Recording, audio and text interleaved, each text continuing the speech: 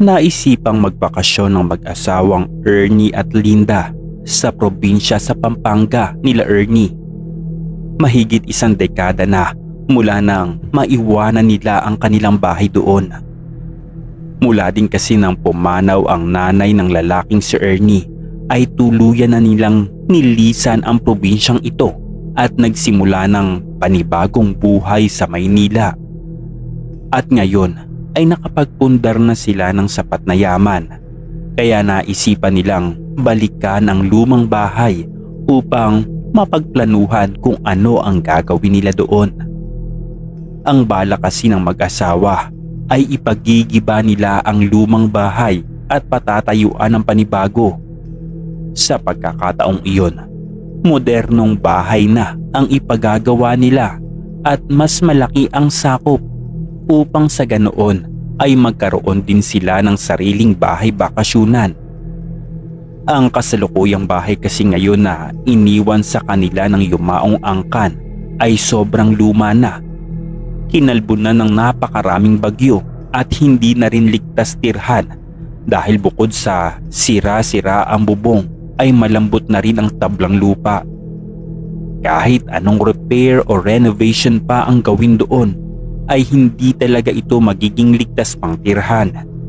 Kaya naman, nais nilang ipagiba ito para mapatayuan ng panibago at para din mawala na din ang bakas ng kalungkutang namamayani sa tahanang iyon dahil na rin sa pagpanaw ng mga naunang nagmay-ari ng bahay na iyon. Ngunit pagkarating nila sa baryo, nagulat sila dahil ibang-iba na ang itsura nito kumpara noong huli nila itong nakita. Dati ay makulay at maingay ang baryo nila. Maraming mga establishmento doon at mga pasyalang malakas makahakot ng maraming tao. Pero ngayon, nagmistulang patay na ang kanilang baryo. Halos nabura na ang bakas ng mga makukulay na gusali at establishmento. May mga kaunting bahay na natira, ngunit halatang sinira na din ito ng nagdaang mga bagyo at sakuna ang magandang mga kulay nito. Marami ding mga puno ang nakalbo o di kaya'y naputol. Ang dating makulay nitong kakahuyan ay naging kababalaghan na ang itsura dahil sa patay na ang mga kawayan, halaman at napakatahimik na ng paligid. Ang laki na pala ng pinagbago ng lugar nila. Hindi na rin ito katulad ng dati. Ngunit hindi na rin sila gaanong nagtaka doon dahil sa mga nagdaang taon kasi ay 3 malalakas na bagyo ang sumira sa mga ito. Bukod pa ang mga lindol, pagguho, pagbaha at iba pang uri ng sakuna na sumira sa itsura ng kanilang baryo. Ang tangi pong ikinagulat lang nila ay ang pag-iiba din ng pangalan po ng kanilang baryo. Dati, ang tawag dito ay Baryo Corawa. Ngayon po ay tinatawag na itong Baryo Walang Araw. Bihira na lang daw kasi sumikat ang araw daw dito. Parang binalutan ng kung anong sumpa ang lugar. Nagulat din sina Ernie at Linda sa kilos ng mga tao doon. Hindi na sila katulad ng dati na masayahin at palabati. At nang makita sila ng mga ito, Sir Jay, ay parang may kakaiba sa kanilang mga anyo na hindi nila maipaliwanag. Nagbigay po iyon ng kaba at takot po sa kanila. At dahil dito ay labis tuloy ang pagsisisi ni Linda na dito pa naisipang magbakasyon para sa Semana Santa. Kung alam lang nito na ganito ang uuwian nila, ay hindi na lang sana nito pinili ang lugar na ito. Gayong marami din silang iba pang lugar na pwede pong pagbakasyonan. Pero wala na po silang magagawa dahil nandito na po sila. Masyado na pong malayo ang kanilang biniyahe para bumalik pa. Kaya naman kahit patay na ang paligid at weirdo ang kilos ng mga tao, ay pinilit po nilang puntahan pa rin ang kanilang bahay doon at tumuloy po sa loob. Naubo po si Ernie habang nililibot ng tingin ang paligid. At sinabi po niya na ang dami daw alikabok at mukhang mapapahaba ang linisan na gagawin nila. Sumagot naman po si Linda at sinabing hayaan na daw at maaga pa naman. Kaya pa naman daw ito linisin ng buong araw. At habang naglilinis sila, doon rin nila pinag-usapan ang magiging plano nila sa bahay. Nagtanong naman si Ernie sa asawa nito kung itutuloy pa ba nila ang pagkapatayo ng bagong bahay dito. Napabuntong hininga naman po si Linda at sinabi niya na sa totoo lang daw ay parang nagdadalawang isip na siya. Akala daw niya kasi ay yung bahay lang daw nila ang nasira. Pati pala daw ang buong baryo at utak ng mga tao dito ay nasira na din. Natawa naman doon si Ernie sa sinabi ng kanyang asawa. Sumagot naman si Ernie dito na nakakatamad nga daw magpatayo ng bagong bahay kung ganito lang din ang mga tao sa paligid. Nagtanong naman si Linda kay Ernie kung hindi na ba nila itutuloy. Sumagot naman si Ernie kay Linda ng oo at huwag na lang daw nila ituloy. Mas mabuti pa nga daw na sa ibang lugar na lang daw sila magpatayo ng bahay at huwag na dito. Dagdag pa ni Ernie, ilang henerasyon na daw ang dinaanan ng bahay na ito. Ayaw daw sana niyang i-give up kaso wala na din daw dahilan para manatili pa sila dito.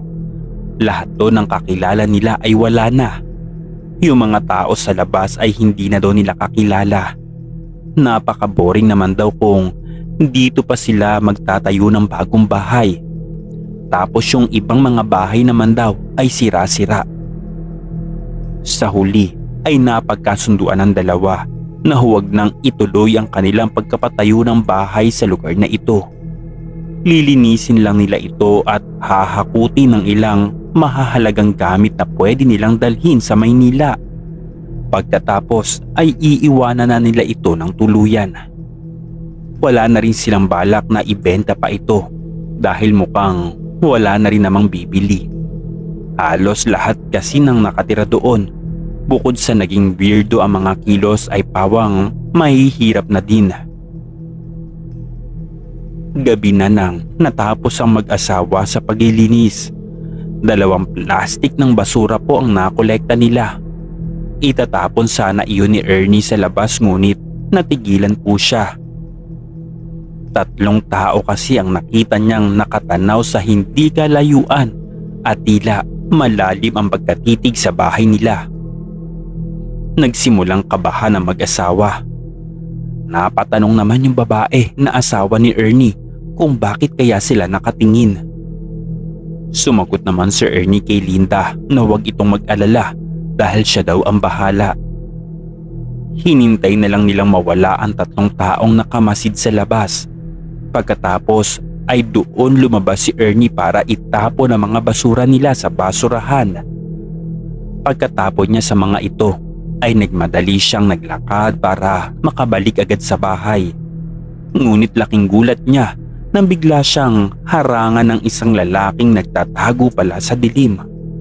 Bumulaga lang ito basta sa harapan niya at ngayoy napakalapit ng muka sa kanya. May kakaiba rin sa mga titig nito na hindi po niya maipaliwanag, Sir Jay. Mahinahon naman pong nagtanong si Ernie kung ano ang kailangan nito sa kanya.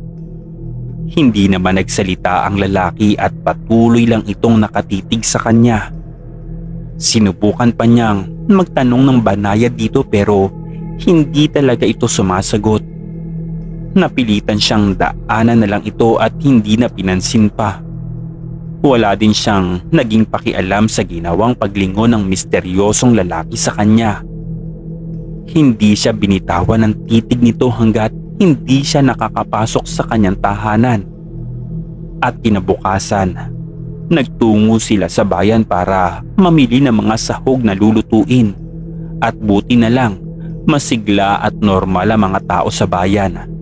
Doon nga lang sila nakahinga ng maluwag at naging komportable.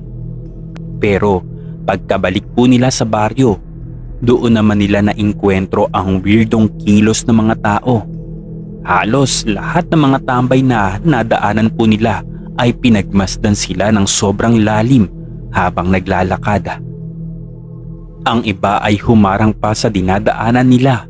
Parang naghahamon pa ng gulo pero ayaw naman daw magsalita. Hindi na lang ito pinatulan ng mag-asawa pero kahit sila ay nagsimula ng mag-alala para sa mga sarili po nila. Kaya naman ang gabing iyon, nag-usap na sila kung itutuloy pa ba nila ang bakasyon dito o huwag na lang. Sinabi po ni Ernie kay Linda na dapat daw siguro ay huwag na nilang palagpasin ang pagkakataon. Kailangan na daw nilang lumisan bago pa may gawin ng mga tao sa kanila. Sumagot naman si Linda ng tama. Pero syempre daw ay hindi naman sila pwedeng umalis na walang laman ang kanilang tiyan. Doon na rin nagkasundo ang mag-asawa at nang gabing iyon ay nagsimulang magbago ng anyo ang dalawa.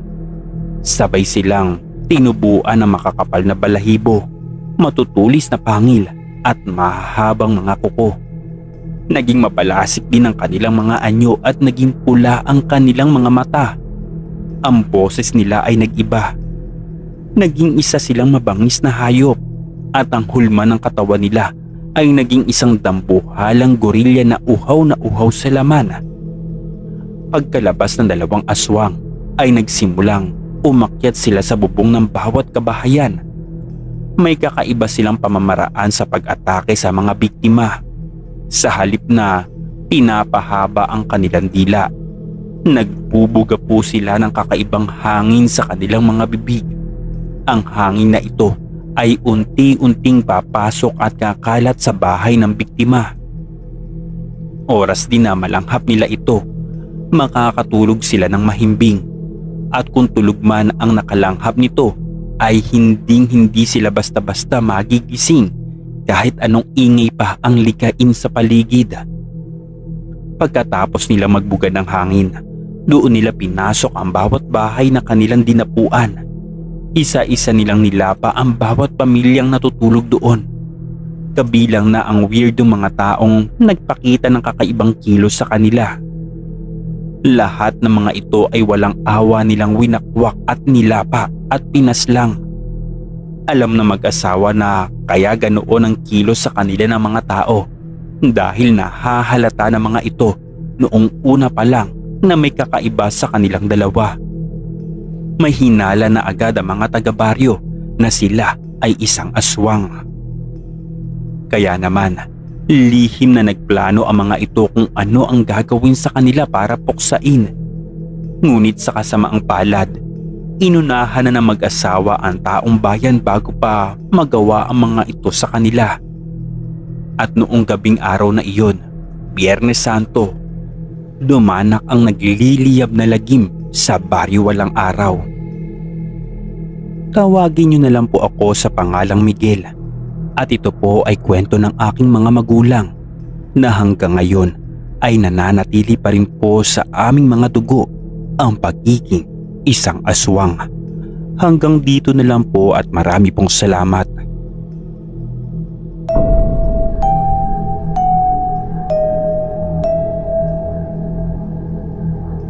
Istorya Tagalog Horror Stories.